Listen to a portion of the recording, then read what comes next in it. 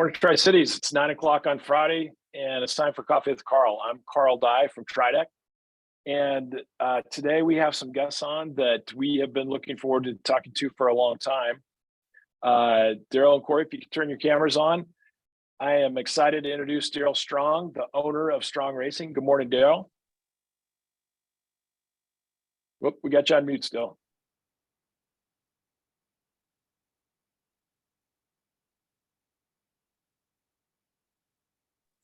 There we go. Hi. There we go. Thanks for joining us this morning, Darrell. We also have really excited to have Corey Peabody, who is the driver and I think the general manager for Strong Racing. Also, Corey, good morning. Good morning. How are you? Good. Doing great. Appreciate you guys' time and joining us this morning.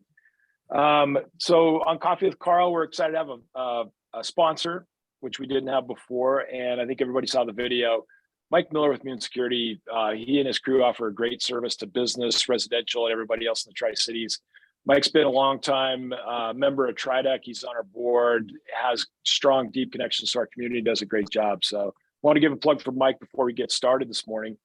As always, we have our coffee mug stories, and I'll kick it off. I blew out of the house this morning and didn't spend any time, so I had the old Coffee with Karl mug. So Tracy made these up. But I got to say, these I look forward to having these discussions every day. Tracy, Jow, and our team put it together. We've been doing it since COVID started, really, and it's been a great way for me, being a new Tri-Citian, to meet people throughout the community, talk about what's important for our community, the economy of our community, but also organizations and people in our community that make Tri-City such a good place to live. So I really enjoy doing Coffee with Karl. And Darrell, it's really great to have you and Corey on today. Do you want to, I think you already showed us, you kind of previewed your mug, but do you want to show us the mug that you have this morning, Darrell? I will. It's right there. And Gary Spanner gave me this mug. He's my neighbor, and he has been with the Madison team over 50 years. Wow. And he told me this mug is actually 50 years old from the Miss Madison team. And if those who don't know, Madison, Indiana, it's a town of 12,000, and they own 2 hydroplanes and have for a long, long time. And a movie was actually made about it called Madison. So pretty cool. Really? Wow. That's really cool. That's a cool mug too. Corey, how about you? You got a mug or a mug story you want to share with this morning to get kicked off? I just got a can of Rockstar here. That's all I got. All right. Right. Morning every day. So that's all about all. The beverage. Yeah. So there you go. Mm-hmm. That's a good way to get started. Well, Darrell, I watched a video on you and I read a little bit. We've never had a chance to meet in person, but I think you might have moved to the Tri-Cities when you were 5 and kind of fell in love with hydroplane racing. Is that kind of how you get started? Can you give us some of that backstory and your interest in the sport itself? Yeah, I was 7 when I moved here, and it was actually, I saw the second race. So the first race here was in 1966. And we got to watch the second race a month after we moved here from somebody's backyard up above Canal Drive. And and I think Eagle Electric won that year, which ended up becoming the Pay and Back later on. So, yeah, I was hooked from the beginning. Oh, that's great. That's how about, and I lived in around Spokane in the 70s. I can remember going to Pay and Pack, and so obviously that was a huge part of their marketing and promotions. And Pay and Pack was a pretty thriving company, but even before that, even before starting the Tri-Cities, which maybe was 66, how did hydroplane racing get started? Is it 100 years old? Is it older than that? What's kind of the story on hydroplane racing? And Corey, I think I read in your bio that you started off in like outboard hydroplane racing, been doing it maybe all your life, but both of you guys, I don't know much about it. How did hydroplane, become even like the hydroplane itself versus other type of boat hulls? Yeah, I don't know when they started. I know that Seattle and Detroit have had the race a lot longer than Tri-Cities, and actually we were fortunate enough. Corey was won the Gold Cup last year. So the cool thing about that trophy is we got to keep it for a year, and it has a plaque for every winner on it. And the first plaque on that is from 1904. Oh my gosh. So that shows you how long that trophy's been around. They say it's the oldest trophy in motorsports. Pretty cool seeing your name on it, right, Corey? Yeah, it's neat. It's the oldest trophy in all of active motorsports. So it's been around for over years. So it's yeah, it's pretty neat. Do you know, Corey, it's a hydroplane, just the the two hulls and obviously the design of the hydroplane. Is that something more recent, or do you know, does it go back to 1904? Do you know any of that backstory or history? Well, they were shovel noses before, they didn't look like what we have now. That's kind of right. But I mean, they've changed a lot over the years, and engine programs have changed and gearbox programs have changed. So what we have now is nothing like they had back in the early 1900s. But as far as boat design and safety, we're looking really good right now. Yeah. Well, even like the boat that's on Darrell's Madison Cup, right? Like would that be a shovel nose design? Is that what you call that? 50 years ago. Well, that would be it looks more like that would be a shovel nose would be totally round in the front. Yeah. So okay. They almost call that a pickle fork. But so I don't know when that's from, but I can answered right now because the Campbells are over there working, and they would tell you exactly when the first pickle fork came out. Okay. You probably built them. Yeah, they're over there working boats right now, though. Hey, Corey, you're calling in from the shop in Auburn, is that right? Yeah. No, that's awesome. And like Darrell, when you first started watching back in the 60s in the Tri-Cities, it was all like the unlimited class was all aircraft engines, like piston aircraft engines versus turbines. Is that kind of the era or the technology where it started? And Corey, you talked about the safety and the gearboxes and everything. When did the modern boats, like with I believe they're helicopter turbines that you guys run now, and the gearboxes stuff, when did that transition start to take place? The turbine started coming into effect in the 80s, I believe, when it came in. I can't remember which boat was the first one to have it in. Was it the pay impact that had the turbine? Yep. The turbine, yeah. That was the first one that was really good. Yeah. Okay. There might have been a few others, but pay impact is the one that got really fast with a turbine that made everybody else follow suit. Yeah. Yeah. Now, we run the T55 L7 motor, and it's out of a Chinook helicopter from the Vietnam era. Yeah. They're good, reliable engines. They're about anywhere from teams are running anywhere from 2,500 to 3,000 horsepower in those engines.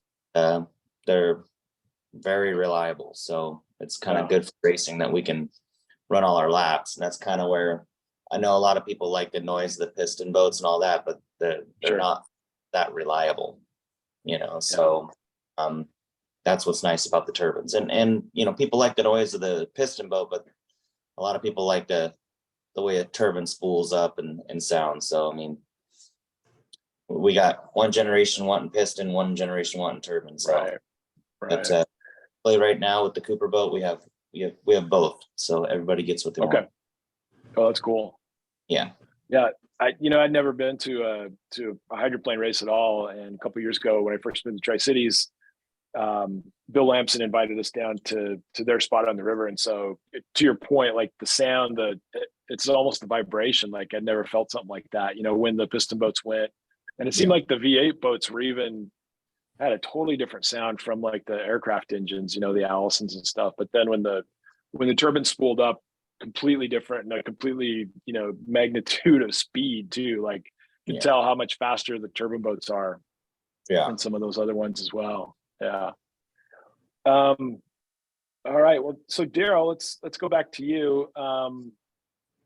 you longtime fan, clearly, and then was it about 9 or 10 years ago, as your company Payne West, you started doing sponsorships and started getting more involved? Is that kind of how you started to, like, a path towards boat ownership, maybe? It all started, actually, I was reading the Tri-City Herald, probably 2012, and I saw an article that the Webster boat had no sponsor. And they were in the pits, and I just turned to Vanessa, my wife, and said, I'm going to go offer them $5,000 to put Payne West on the boat. So I just got in my car, drove down there, and they took it. Wow. So I officially became a sponsor that year. And I did sponsorship, I think, for 8 years before we bought a boat. That's I can't imagine what it's like to do that. Can you tell us a little bit about maybe the increase in involvement and you know, I mean, a sponsor is like, you give them the money, you get your name on the boat, but then owning a boat's got to be a completely different world. What are some things that you enjoy about it? What were some things that were hard to learn about it, Darrell?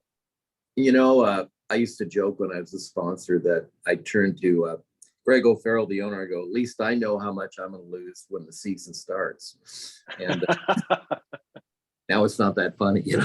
No, it's Right.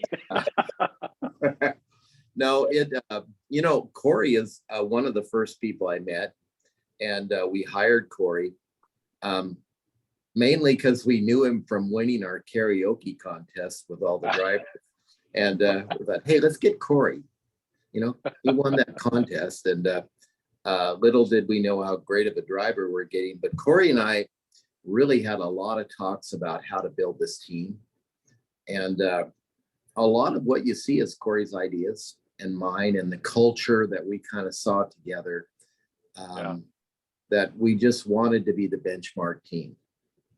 And that was the goal from the first time. And then we wanted to be a 2-boat team. So that's unusual in this sport. Yeah. Corey, you want to go into a little bit? Well, first of all, I do want to ask you, what was the winning song? So what song pushed you over the top on the driver karaoke that got Darrell's attention? That year was Ice Ice Baby by that was it. But when Darrell and I met, everything kind of just clicked. Like, we thought the same, and so it's really easy. It just worked really easy. Everything that I was saying, he was kind of he would back up with what he's saying, and it would be what I would say. So everything that I wanted to do with the team, he wanted to do with the team. So it was very organic the way everything worked out, and just kind of meshed. And having an owner that would, you know, take your idea and say, here, go run with it, and let's do this. It's turned into something over the last 3 years that is pretty special. So I mean, if you guys won the Gold Cup last year, that's a good indicator that it's working out, right? Yeah. I think since we started the team, we've won, I don't know, 7 out of the 11 races. I'm not sure. Darrell, do you know? That is correct. 7 out of 11. So that's, for a team that didn't have a screwdriver when we started. Right.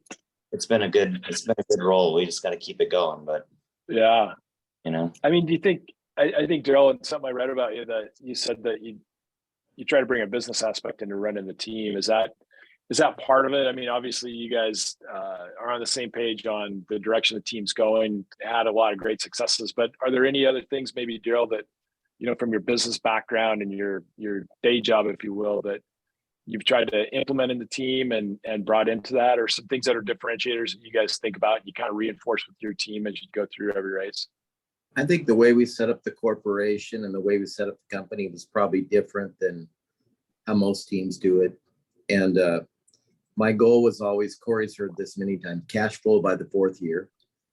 And we're actually cash flowing, I think, in the 3rd year. So, wow. So, I mean, you can never treat a race team fully like a business, because in a business, it's just to make money, or in a race team, it's to win races. And then hopefully you can you can break even at some point. But if you're going to be good, you're going to spend a lot of money the first 2 years. You bet. Yeah. I think of, no, I'm not an expert by any means like on NASCAR, but I think about, some of those sponsorships, and historically maybe a team owner would own a car dealership or something. So there was kind of an implied, crossover, and clearly with any sponsorship, I would assume that's something you're trying to sell. It's like, hey, people are going to see your name out there. You're going to be in a winning team. It's going to help you sell something. Is there anything else to sponsorships or even to ownerships? Like when you have that goal of cash flow positive, are there other things besides bringing in sponsors, more sponsors, new sponsors that help that happen? Or even you as an owner, are there other benefits? I mean, like you said, maybe sometimes a lot of teams it's just to break even because you love the sport, you want to support it and everything else. But are there other aspects that you're sharing? We don't know anything that's confidential or that's a secret, but is there anything else to that kind of equation? Well, the biggest thing is when you're at a cocktail party, you could say you own a 9 jet engine. Usually nobody else can top that. So that's the main reason I did it, Yeah. No. And I've impressed the hell out of my high school friends. So, but I'm starting to see the pattern. yeah, it's you have to be passionate about the sport, but at the same time, Corey and I've talked a lot. We wanted to elevate this sport, like with our social media presence. Last year we had 11 million views worldwide of the videos we posted on Facebook, in probably a sport that had less than 30,000 views. And we came in and did that. We are all over. We're big in Thailand. Who knows why? But 40% of those 11 million actually stayed with our video for over a minute. And so you look at that and you think, wow, there's a real appetite for this sport among a lot of people that have never seen it. And yet it's always been this very localized regional sport. So I wanted to make it more global, and I'm gratified that the rest of the teams have a much more of a social media presence, and maybe we're kind of building it there. You bet. I wonder, and I've never been to Thailand, but I've seen the kind of a lot of times like a canoe or a longboat that they have with, like a lawnmower engine and that long shaft with the prop on it. It sprays a big rooster tail. Like maybe that's their interest. Maybe that's it. Yeah. Right? Like I've always wondered. It's that watercraft, like a little 3-cylinder, 2-cylinder snowmobile or jet ski engine. That's what a little 2-stroke. Yeah, and they got the long. Yeah. I remember seeing an old James Bond movie or something back in the 70s too. They run them down. Those. Yeah, exactly. Well, that brings up a good point. I said, I haven't followed it. I just remember like Pan Pac or Miss Budweiser in the 70s, just from, being like in the Spokane area and seeing some of that. But has the sport itself, to your point about kind of raising the standard in the sport, the things that you guys are obviously doing at Strong Racing, making it has the sport itself, gone through this growth period and then kind of contracted? Is that kind of what the history's been, or what is the history of the sport? And I think Darrell and Corey, you both said, like with your shop in Auburn, there's real Puget Sound presence with all the race teams and a connection there. But what is the kind of the history and the status of hydroplane racing in general, and which way is it going? I tell you, it seemed like the sponsorships nationally peaked in the 1990s. And it really was, we had that one really marquee sponsor was Budweiser. Yeah. And they brought a lot of national sponsors, it seems like. And we're more of a regional sponsor sport now, mostly Seattle sponsors. And we're working on that. We actually, myself and Charlie from the Madison team, and then 2 other investors from the Tri-Cities have brought in a film crew, and we're trying to set up a show that will be on TVs and streaming next year, an hour show with race footage plus background stuff to get us into those 20 million homes. Yeah. And see if we can build something like F1 did. So I think if we can get that and a couple other things, this sport, when people see it, they fall in love with it. The problem is not enough people have seen it. Well, and you talked, I think 7 out of the 11 races, like where are the race venues that the current circuit goes to?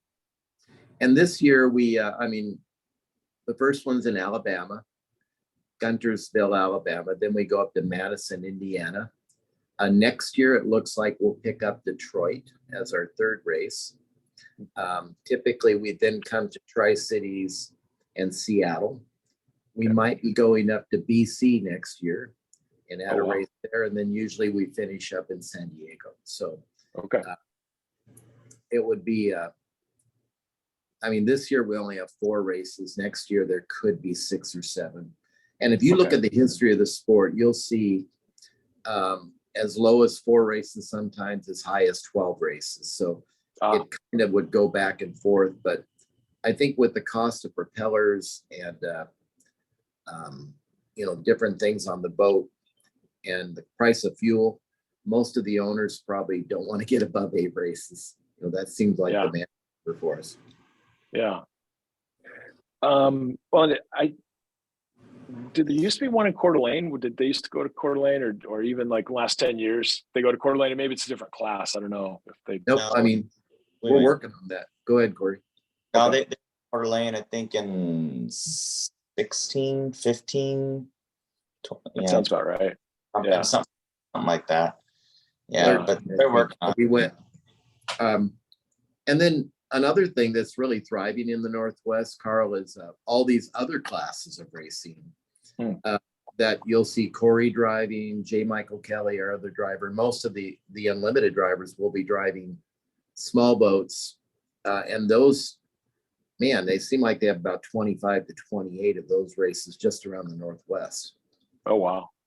So that's great. Like boat racing in general, because coming from up the river, jet boat racing is completely different from unlimited hydroplane, but at the same time, it's kind of like a boat racing thing. And to your point about the Northwest, everybody lives around water, loves their boats. It seems like a good crossover for what you're working on. Does it, like I brought up Coeur d'Alene, maybe it was 15, 16, but like, what does the community have to do to host a race? And obviously we all know about the water follies and the amazing work through a lot of donations and volunteer time that the water follies has always been consistent in the Tri-Cities. But like if another community wanted to bring in a race, what would they have to do to host a race?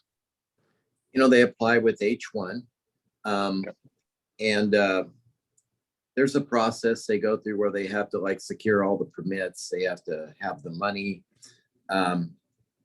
Like I said, we have some, and Coeur d'Alene's actually going through that process right now. It's just they've gotten sidetracked. You have to get the Coast Guard, the Sheriff's Department, the cities, the crane operators, everybody has to come together.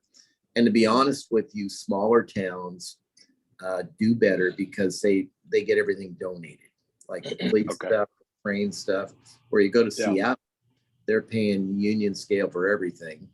They have to rent the park, and even San Diego, why they couldn't do it this year was, that somebody used to donate the cranes, and now they're 75,000 each. And in the bigger towns, the bigger cities, it's a lot tougher to pull it off and actually make money on the event.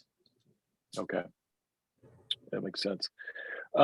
For those watching you on Zoom, I did want to bring up that if you have any questions for Darrell or Corey, you can always use the Q&A feature down at the bottom. And if you're listening or watching us on social media, you can use the comment feature and we'll get those questions out there. We'll do our best to get to all the questions, but appreciate everybody joining us today for this discussion. One of the things that we talked about briefly was safety, and Corey, you talked about it. The safety of the boats now with the unlimited class with turbines. But can you talk a little bit about the safety that goes into your guys' boats? You've got a fully enclosed cockpit, right? It looks like a fighter aircraft or something. Can you kind of break down those safety features that are in place for the driver? Because obviously you're nearing 200 miles an hour, right? And seems like you're literally just flying on an edge of water and air. So you're kind of right on the edge of that. But give us some background on how does safety work? What safety features are built into the boats? So the cockpits evolved over time, you know, and Budweiser came up with this one it's egg shaped. That's what we're used now. We all call it the egg, but it's got roll bar built inside the carbon and all that stuff. And we actually have a roll bar in our lid too, just in case something happens. You know, the glass is F16 glass that's in the yeah, it's really thick and can stand the pressure when the water hits it. But you know, we're in this cell that's thick and with a roll bar in it, and I have a bead seat that's formed to me inside there, and panels and all that stuff. So I'm tucked in there really nice and snug, and good seat belts, and you know, just it all works really well. You know, it's I blew the boat over last year in Madison, Indiana, and I was doing 187 miles an hour when it went over, and it landed right side up. It went over like 1.5 times, I think, landed right side up, but the boat was completely destroyed. The whole right sponson was completely ripped off. Everything was gone. It was a yard sale, and I got out and walked off, you know, not a scratch on me. You know, I could have got in another boat and raced a heat right after that, you know, from smack in the water from 187 to 0. That's pretty good. And these guys have done amazing. I really appreciate that when you're standing on the dock with the driver's family. You got that split second where you hope he's okay, and then he pops out. You know? And we're on air the whole time, you know, because we wear masks and stuff like that in case we do go upside, still breathe, and we're talking to people, and so there's a lot going on in there, and they're safe. I mean, it obviously anything can happen. It's racing, but you know, the sport has done a pretty good job of evolving, keep us safe while we're in the boats. So like when you flip over, is that a gust of wind? Is it a condition that's on the water? Like what is it? Just literally that you're right on the edge of flipping or not, and you're kind of like controlling, you know, the throttle or something? I mean, how do you not flip over, or what causes you to flip? It's all of the above. I mean, it's racing conditions. It's you gave it too much canard. You didn't give it enough canard. It just depends. Ours was a roller that I hit coming down the straightaway. I hit one roller, and I couldn't get the canard down and fast enough. And we hit another roller, and that just stood the boat up and over. I went. But you know, there's other times where you don't have enough canard. You're not bringing the front end down enough when you're going down the straightaway, and you just go over, or you go into the corner and you try and dump the canard too quick. You got to let your fin set. And if you try and dump the canard too quick, it'll pick the front of the boat up, and then it'll just puff out a lane and might. Like the Vilwalk blowover last summer, it was he got on the wrong pedal too quick, and it happened. You got two pedals that operate the front wing, so we call that the canard. So you got one pedal that brings your trailing edge up, and one pedal that brings your trailing edge down. And you can get on the wrong pedal. It can happen. I mean, he admitted it. He said it was on him. He hit the wrong pedal, and where he went. It's easy to blow them over. You drive them to keep them on the water versus getting them off the water. So I didn't realize you had that level of control. Essentially, the canard's controlling how much the front end of the boat goes in the water, and when you talk about being on the edge, you're controlling that as a driver with the canard system. You're saying. Yeah, we have 3 pedals. You have the gas pedal and 2 pedals, and then that you control how you fly the boat with your 2 pedals for the canard, and that's your lifeline right there. You know, that's it. That's where you're either fast or you're slow. You don't let off the gas for the most part. Don't let off the gas. It's a momentum motor, so you want to keep it up and going. But you know, sometimes you have to bump, but you don't want to if you can avoid it. But like if you're going. He asked if you're going over backwards, if you're going to blow over, why aren't you letting off the gas? Well, you actually don't want to let off the gas because then it'll drop the back end. Momentum's back here, and then it'll blow. You stay in the gas. You know, just to try to keep it connected. Yeah. Try and dump as much air as you can, and also use your wing, but at some point you're just along for the ride. Are you able to, do you guys have control over the back wing as well? I mean, is that pretty fixed? Yeah, the rear wing is fixed before the heat. We change it throughout the day, but it's fixed. We set it at a certain degree, and then you might change it a tick or two here or there, but for the most part, we know where it needs to be, and it stays there. We check it throughout the day, still where it needs to be, but depends on conditions. If the conditions need it and we need to change the attitude of the boat, you can adjust that, but not very. Yeah, because I mean, does it essentially control how deep your propeller goes in the water, right? Because I mean, your prop, and I don't even know how big they're for the horsepower you're running. They're very small, right? Because they spin so fast. But I mean, you're not really, the prop isn't going that deep in the water, and that's kind of set by that rear wing. Is that kind of the way it works? Each boat's a little bit different. So, a lot of people just the rear wing at neutral, but some people play around with that, to force the back end of the boat down so it does get some bite. But it just depends on the boat. Yeah. Joe, you talked about propellers before and the cost to the race team for a number of races. And you how much does it, just out of curiosity, how much does a propeller cost? Yeah. And it's funny, the war in Ukraine is actually where we get a lot of the metal. So nobody's been able to buy props this year. Really? I think the nickel or something in there is usually mined there. Okay. I think typically, I mean, if we get something called an X wheel, that would be a thinner prop that we would, it's designed to get you from the starting line through turns 1 and 2 in the lead. Okay. And technically those are supposed to last 20 minutes and they cost $18,000. Wow. So it depends on how much you really want to go fast.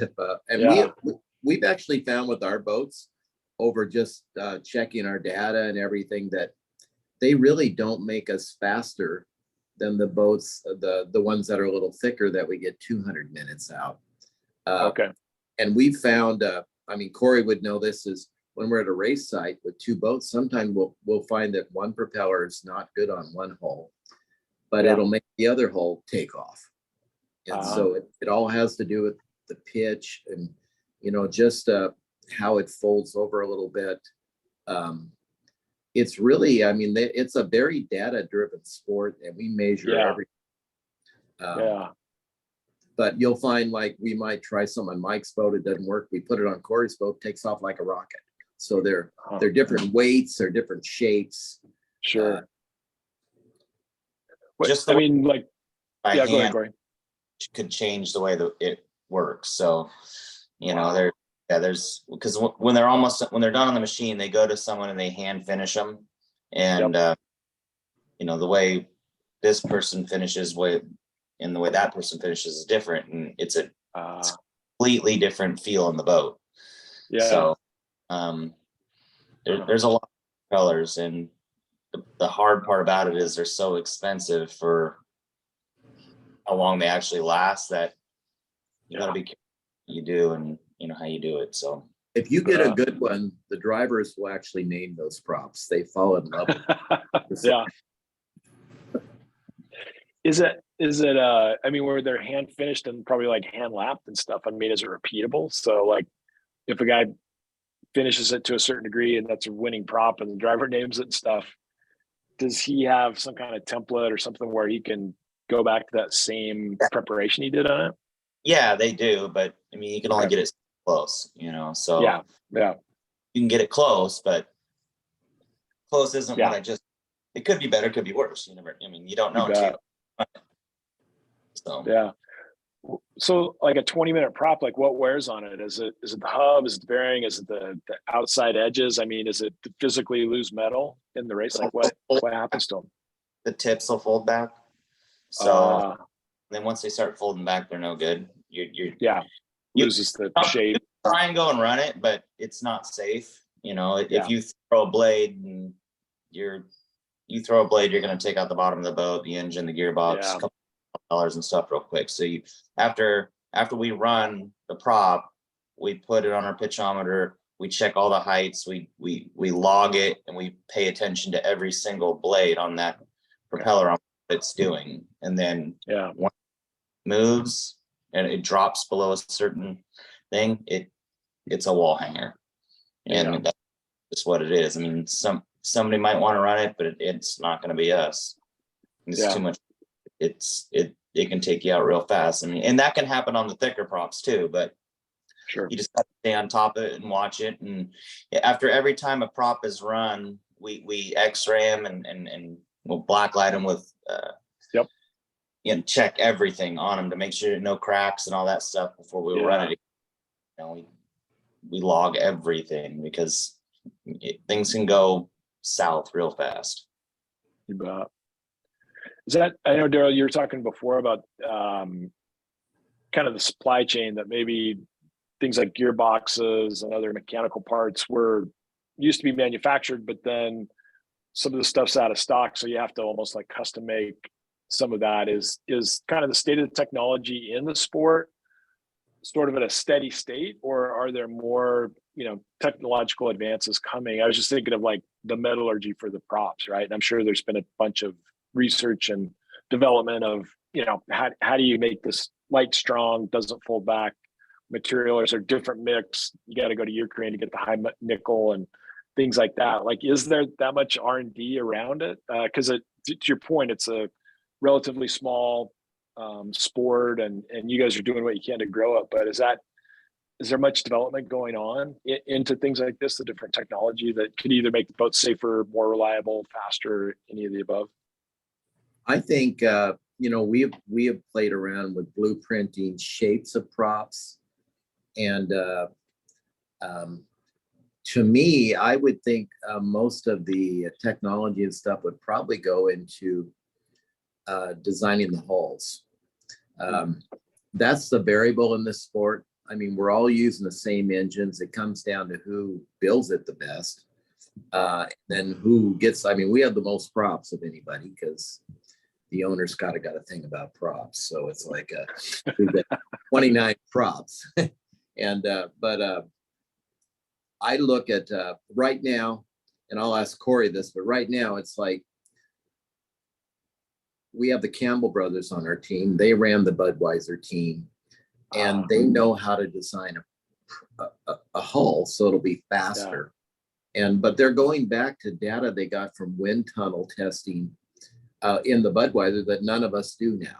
So it's almost like there's 4 or 5 guys that know how to do stuff, and you just have to go one of those guys to know how to get a hull. No, I think, Corey, you were talking about the Campbells before, right? And they're the ones that could tell you every boat design go back to 1904. And they're amazing. I work with both of them every single day, and so the knowledge that they have is, you can't replace it. We're lucky to have them. It's hard to find. There's people who can take a boat and they can maintain it and keep it going, but the reality of it is each year it declines just a bit. So you're maintaining declining, because the people who know the science behind all this, they're not around anymore. We're lucky enough. Madison's got Mike Hansen and those guys, so they're lucky they have they know the science, and we're lucky we have the Campbells and they know the science. So there's teams out there that have this, but it's when those guys are gone, it's gone. So there's people like me and a couple other people that got to learn as much as we can from these.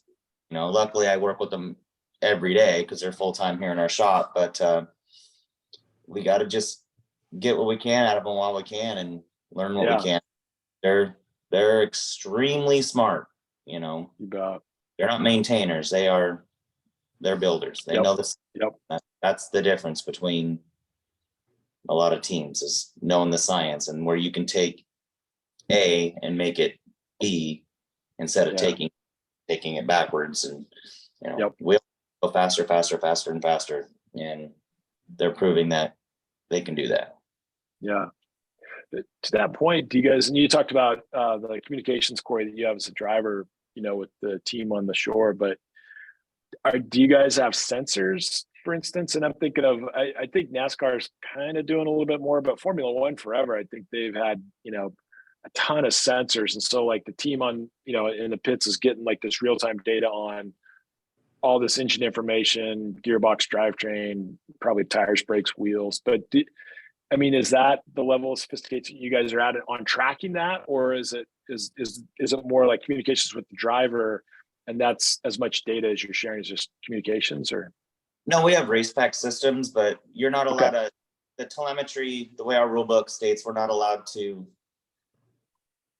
transmit back, and can't be in our truck. Like our truck is set up where you could translate back, and we can see everything in real time. Our data is set up for that, but you're not allowed to, so we don't. So what we do is our race pack system, after every heat, we come in, we pull the chip, it goes through tech, through A1's tech, and then it comes into our truck, and we dissect everything. From the engine to the gearbox to my foot on the pedals to GPSs, what everything of the track on how fast we're going through the corners and straightaways and all that stuff, and watching everything so we can make a decision on the next heat, propeller, gearbox, what we want to put in. So yes, everything is tracked, but ours is done after the boat's sitting on the trailer, transmitting directly.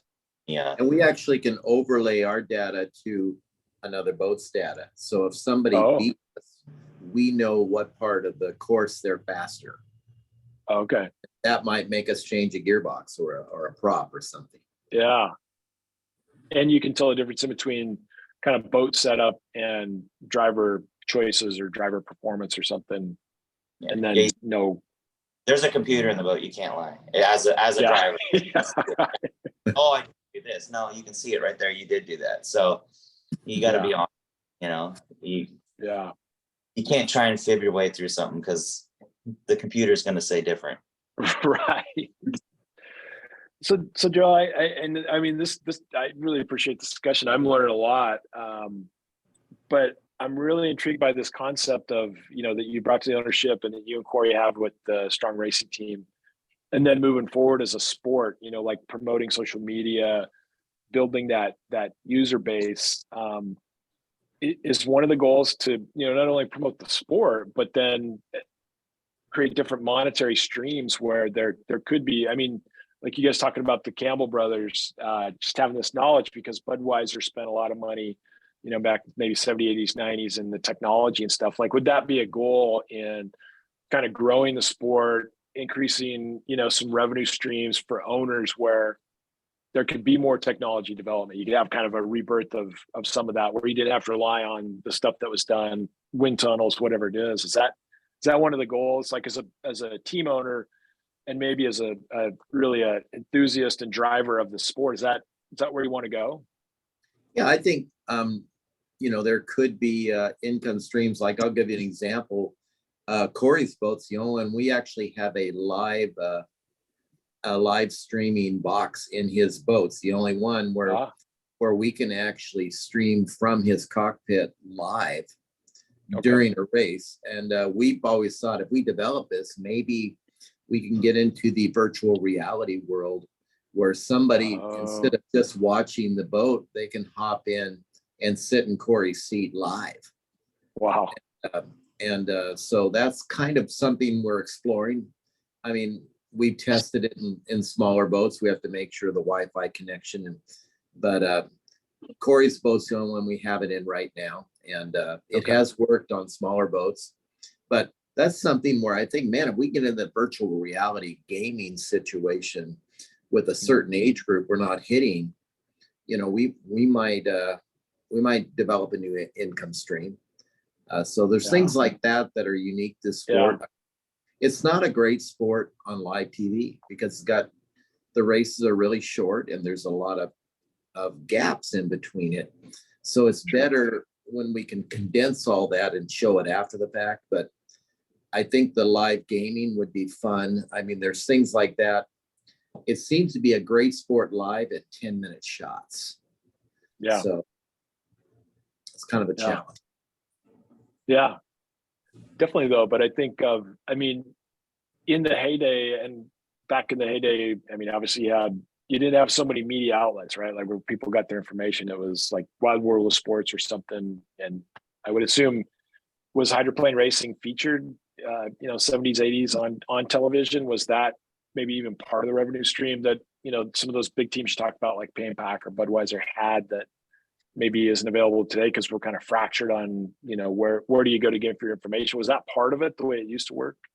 Yeah, it was, Wide World of Sports was actually probably the biggest exposure our sport got. And there again, Yeah. it was a recap, which fits us a lot better because you can all the action.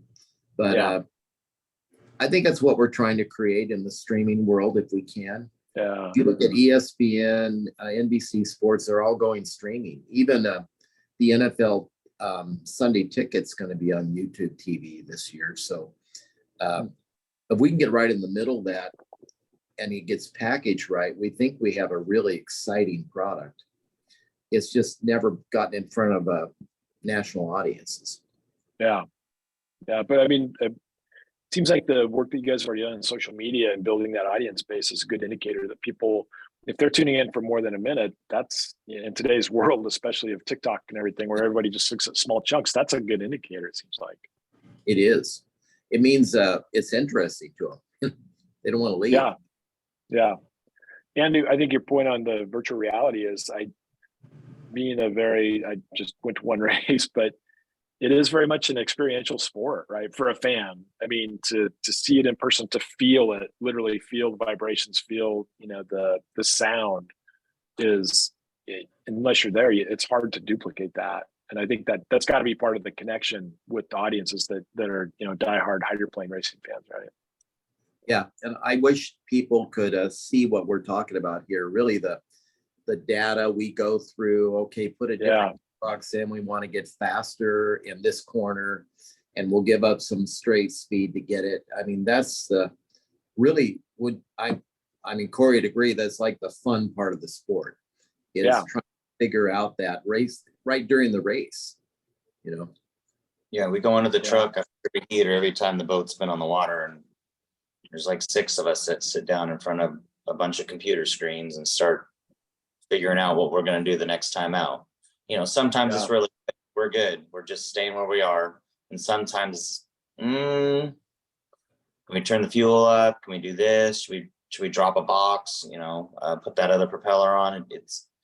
That's a fun part of it. And then when we get back to the shop at the end of the weekend, we do the same thing that we did in the truck. We do it. A lot, just to see where we are. I mean, we're racing, getting that last 5% is the hardest that you can try and get. So it's all about, 1 second or half a second lap or something like that. And where can we do that? Where did I screw up driving? Where did I pull my foot? Where did I, was that propeller better than this one? Does this one come out of the corner at 150 versus that one was 149? And that 1 mile per hour makes a big difference on the other side of down the straightaway. That 1 mile an hour could turn into 4 miles an hour down there, with the momentum. So it's constantly looking at the data. Constantly. You don't have to, but if you want to win, right, those are you have to do. If you want to go out and just have fun and stuff like that, you can do whatever you want, but that's what we're there to do. We're there to go fast and look good and represent our sponsors and hand them a trophy at the end of the weekend. That's right. Well, I mean, to your point, and I haven't watched the F1 show, but I've heard about it, on Netflix or whatever, but that sounds like a great concept. I mean, if there was, say, a camera crew that was following you guys and showed all the aspects of the race, coming back to the shop, all the data analysis, and even like, on HBO, they have the I forget the name of it, but they go to one NFL team every year and they follow them through summer camp and stuff, right? Like they show the behind the scenes, which is kind of the really cool and interesting part about that. But gosh, if you could pull something like that off, that seems like a great way to just increase the awareness of the sport and start to, add to the fan base maybe. Is that, I mean, I think that's what you kind of mentioned that you guys are trying to put together. Yeah, and there's a lot of drama in this sport, but nobody ever sees Yeah. it. So, Yeah. but it's there, trust me. Well, I can't imagine with the relatively small number of teams, you guys all know each other, that when something happens, I'm sure that the drama could go a lot of different directions, I would imagine. Oh yeah. Yeah. You'd have two drivers yelling at each other like we did in Madison, and then the next week they're in a race together, racing small boats. They might even be teammates there, you know, so it's a very close-knit family. You bet.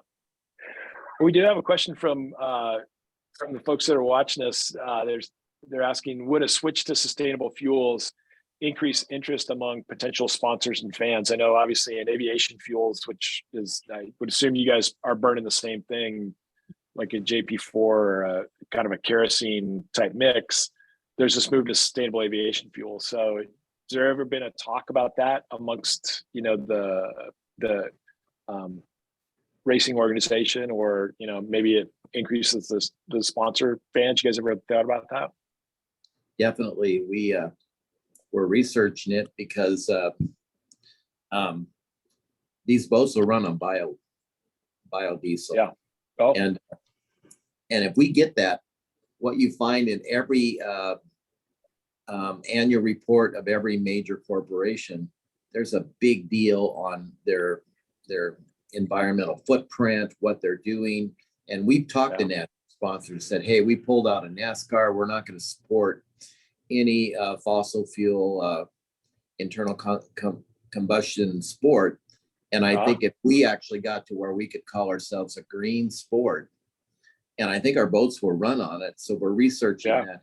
All of a sudden, we go into a different class with a lot of these national sponsors, and you know, the boats and those turbines can run on it. And so, well, I'll give it a plug, and maybe anything we can do to make a connection. You know, WSU Tri-Cities actually has a joint institute with P&L where they're doing a lot of research and actually certification for aircraft alternative fuels. So, you know, if there's ever anything we can do to make that connection, that's great. We at TRIDEC, we're working on a community net zero initiative too with some of our board members to try to do that. You know, just realizing that from a corporate standpoint, there is kind of this heightened awareness of what's going on. And for us in the Tri-Cities, just like we've always been, we wanted to think about jobs in the future. So anything we could do to help you guys with that would be really, really happy. Looks like we're down to about 6 minutes, and Tracy just reminded me that we need to talk about the Columbia Cup, right? Which is ultimately why we're here. And how are you guys feeling about the Columbia Cup coming up? And obviously I would assume that you're the odds-on favorite to win, but anything you guys are going to even unveil or coming up for the Columbia Cup you want to share with us? We have to catch another team that's is ahead of us in national championships. And, you know, we don't expect a lot out of Corey. We expect him to win every heat he's in the rest of the year. No pressure. No pressure. I will tell you, if you go out there and you go to every site like we do, hands down, this race is by far the best one on the circuit. The way the river's set up, the way they do corporate tents, the way this is the only race site where they have that much viewing on both sides of the river. It's just run better than I would say any of the venues, but obviously we want to get first and second, you know. You bet. And Corey, is this your favorite course? Yeah, I mean, it's nice to come to Darrell and Vanessa's hometown and run the boats. So, you know, we're working really hard so we can do that 1-2, and we'll see what happens. Anything can happen on the water, but I know between these next two races, it's going to be there's some new boats, or I shouldn't say new boats, but there's some boats that are coming back. You know, rumors the 12 is going to be in Tri-City, so that's good for boat racing. That's good for getting a new driver in. If it's all true that Bobby's going to be driving it, that's great. Gunnar O'Farrell's going to be out in the 21 in Seattle. Hopefully they can come to Tri-Cities, but you know, the Columbia Cup's a good race. Darrell said it right. It's the best race on the circuit. The way the course is always the same, and it's a great course. It doesn't feel crowded because of how long the viewing area is. And even though it is crowded, and just the people of Tri-Cities, you know, they call it Hydrotown for a reason. It's a busy weekend. It's a good time to be there, and we want to win it. I mean, we won it 2 years ago. We won 1-2, and we didn't win it last year. But, you know, we're gonna try real hard. You bet. How about, you know, for anybody that is going to come down and watch the Columbia Cup, what can they do to show the sport for your team, Darrell? I mean, to have the local connection is huge for us. And I think in the past, I know maybe you guys had some smaller sponsorships, you know, maybe it was more like when you first got involved, like, hey, can I put my name on your boat for $5,000? Do you guys have any of those available? Are you fully sponsored? Can people help out that way, or just show up at the race and root for Strong Racing? Or what's the best way we can show your support? We want you to buy a lot of merchandise. I can say that again. Merch. Okay. No, we think we have the coolest logo actually in the sport. And we wanted to be the Nike of the sport. I'll tell you my philosophy on merch is we don't sell souvenir shirts. We sell apparel clothing. We want you to wear it other places than the race site. And you can see from Corey, we wear it just about every day. And we now have probably the biggest and best sponsorship in the sport with the Mr. Cahill at Beacon. And I don't think he lives in Seattle. I don't think he's ever been to a Tri-City race, and we talked him into coming over. So that's great. I'm going to be driving him around the golf court and showing him a good time. So, yeah. So go to the race, check out the merch tent, root for, and are your boat numbers 9 and 11? Did I get that right, or am I wrong? You're wrong. Yeah. Okay. 8 and 9. Yeah. Or the 9. 8 and 9. There we go. Okay. Yeah. 8 and 9. Yeah. Root for 8 and 9. And Beacon Plumbing and Beacon Electric are two, owned by the same man who's come Tri-Cities first time. That's great.